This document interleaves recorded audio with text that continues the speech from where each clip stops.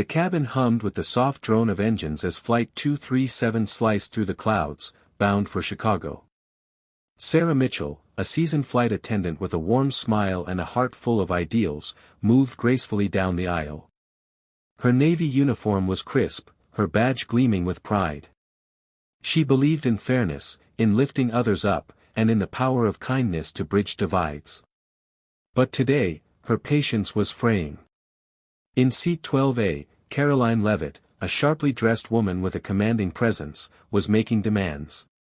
Her voice cut through the cabin, insistent and unyielding, as she complained about the meal options, the seat angle, even the air temperature. Sarah's smile tightened. She didn't know Karoline was a public figure, a polarizing voice in political circles, nor did she care. To Sarah, she was just another passenger, albeit one testing her resolve. The tension simmered as Karoline's complaints grew louder, drawing glances from other passengers. Sarah, trained to defuse, leaned in with a practiced calm. "Ma'am, I'll do my best to address your concerns. Can I get you something else to eat?" Karoline's eyes narrowed, her tone dripping with disdain. "Do your job better, and maybe I wouldn't have to ask." The word stung, but Sarah swallowed her retort. She turned away, her hands trembling, unaware that a single moment would soon unravel everything she thought she knew about herself. It happened in a flash. As Sarah passed by again, balancing a tray of drinks, Karoline snapped, "This service is a disgrace," and swiped her hand dismissively, knocking the tray. Orange juice splashed across Sarah's uniform, and something inside her snapped. Before she could stop herself, her hand flew out, a sharp slap landing across Karoline's cheek. The cabin fell silent. Passengers gasped. Karoline's eyes widened in shock, her hand rising to her face. Sarah froze, horror washing over her. She'd never lost control like that. Not in 15 years of flying. Not ever. Whispers rippled through the plane. A man in a tailored suit stood up from the back, his face unreadable but his presence commanding. Sarah didn't know it yet, but he was James Leavitt, Karoline's husband, and the owner of the airline. Her heart pounded as she stammered an apology, but Karoline's icy stare and the man's approach told her this wasn't over. The weight of her mistake settled like a stone in her chest. She'd crossed a line, and there would be consequences. The plane landed in Chicago, but for Sarah, the journey was far from over. She was escorted to a private office in the terminal, her supervisor's face grim. "Sarah, you struck a passenger. This is grounds for termination." Her throat tightened, but she nodded, unable to defend herself. The image of her hand meeting Karoline's face replayed in her mind, a moment of weakness that betrayed everything she stood for. She thought of her daughter, Lily, waiting at home, and the bills piling up. This job was their lifeline. How had she let it come to this? James Leavitt entered the room, his presence filling the space. Sarah braced herself, expecting anger, maybe even a lawsuit. But James's expression wasn't what she anticipated. His eyes held a quiet intensity, not rage, but something deeper, curiosity, perhaps, or understanding. "Tell me why," he said simply. Sarah blinked, caught off guard. "Why did you do it?" Her supervisor shot her a warning glance, but Sarah's defenses crumbled. She spoke, her voice raw. "I've served thousands of passengers. I've smiled through insults, cleaned up messes, stayed calm when people screamed. But today, I don't know. She pushed, and I broke. I'm so sorry."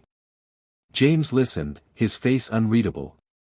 Then, to her shock, he turned to the supervisor. "Leave us." The man hesitated but obeyed. Alone with Sarah, James leaned forward. "Karoline can be intense.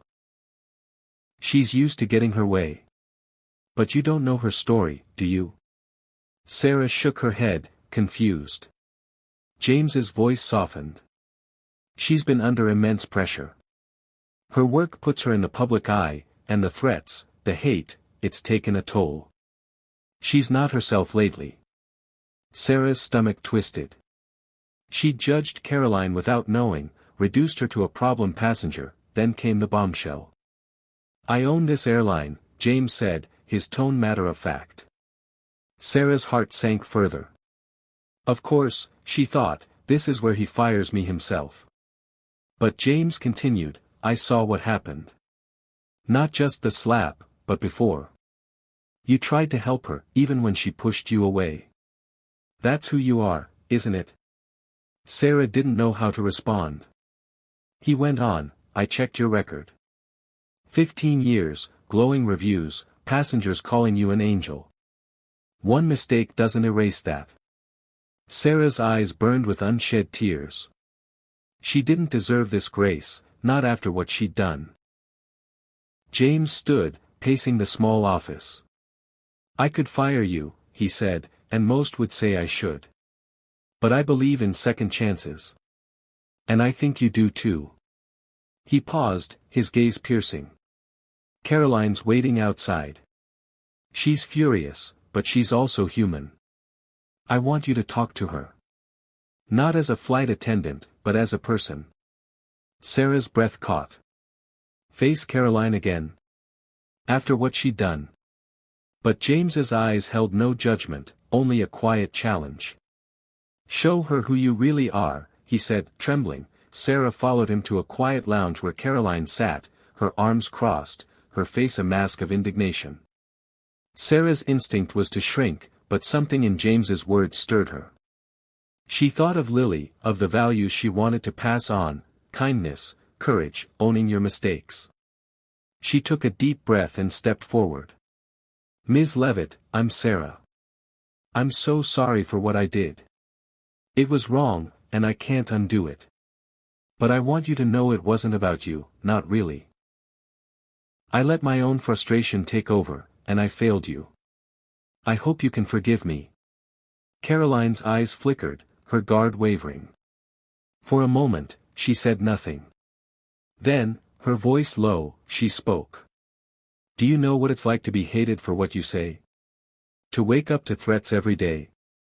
Sarah shook her head, listening. Karoline's voice cracked. "I'm not perfect. I know I was harsh. But I'm tired, and I took it out on you." The admission hung between them, fragile and real. Sarah felt a pang of empathy, seeing not the demanding passenger, but a woman carrying burdens she'd never imagined. What happened next was nothing short of a miracle. "Sarah," her voice steady, said, "we both messed up. But maybe we can start over. If you're ever on my flight again, I'll make sure you feel welcome." Karoline's lips twitched, not quite a smile, but close. "Deal," she said softly. James, watching from the sidelines, nodded, a quiet pride in his eyes. He turned to Sarah. "You're not fired. But I want you to take a week, paid. Spend it with your family. Come back stronger."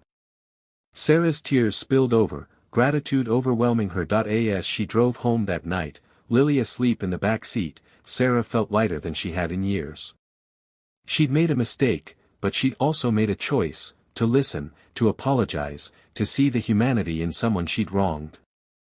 The world was messy, full of clashes and misunderstandings, but it was also full of second chances. She glanced at the stars above, a smile breaking through her tears. Kindness, she realized, wasn't just a gesture. It was a bridge, one person to another, and she'd built one today. The road ahead felt brighter, not because the world had changed, but because she had.